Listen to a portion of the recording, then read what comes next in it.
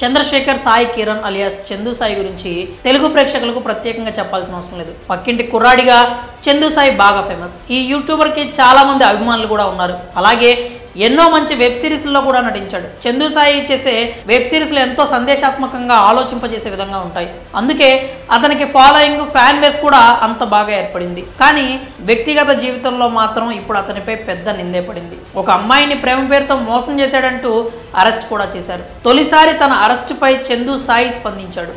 చందు సాయికి ఉన్న ఇమేజ్కి అతనిపై కేసు నమోదు, అరెస్ట్ అనగానే అందరూ ఆశ్చర్యపోయారు. అతనిపై చీటింగ్, అత్యాచారం కేసు నమోదని తెలియడంతో అంతా నివ్వెరపోయారు. పైగా తల్లిదండ్రులు మరో ఇద్దరిని కూడా కేసులో ఇన్వాల్వ్ చేయడంతో పెద్ద ఎత్తున వార్తలు వచ్చాయి. చందు సాయి ఇంతటి మోసం చేశాడా, ఇలాంటి వాడా అంటూ ప్రశ్నలు వెల్లువెత్తాయి.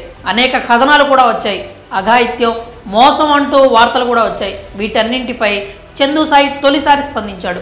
జైలు నుంచి బయటకు వచ్చిన తర్వాత తన పరిస్థితి ఏంటి, కుటుంబం ఎలా ఉంది, అసలు అతను తప్పు చేశాడా లేదా అనే వివిధ రకాల ప్రశ్నలకు అడ్వకేట్ కళ్యాణ్ దిలీప్ సుంకర్కు ఇచ్చిన ఒక ఇంటర్వ్యూలో చందు సాయి కామెంట్స్ చేశాడు. ఇప్పుడు ఆ ఇంటర్వ్యూకి సంబంధించిన ప్రోమో ఒకటి రిలీజ్ చేశారు. ఆ ప్రోమోలో చందు సాయి ఎంతో ఎమోషనల్ అయ్యాడు.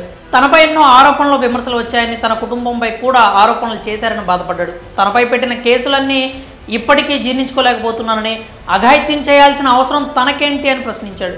ఈ కేసులో తన కుటుంబాన్ని కూడా కలిపి తప్పుడు వార్తలు రాశారని ఆవేదన చెందాడు. తన కుటుంబం కోట్లు కట్నం అడిగిందని విమర్శలు చేశారని, తనపై చేసిన ఆరోపణలు, విమర్శలను నిరూపిస్తే ఉరిశిక్షకైనా సిద్ధమని అన్నాడు. అసలు ఉరి వాళ్ళు వేయటం కాదు, తానే ఉరేసుకొని చనిపోతానంటూ చందు సాయి కామెంట్స్ చేశాడు. మరి చందు సాయి చేసిన వ్యాఖ్యలపై మీ అభిప్రాయాలు ఏంటో కామెంట్స్ రూపంలో తెలియజేయండి.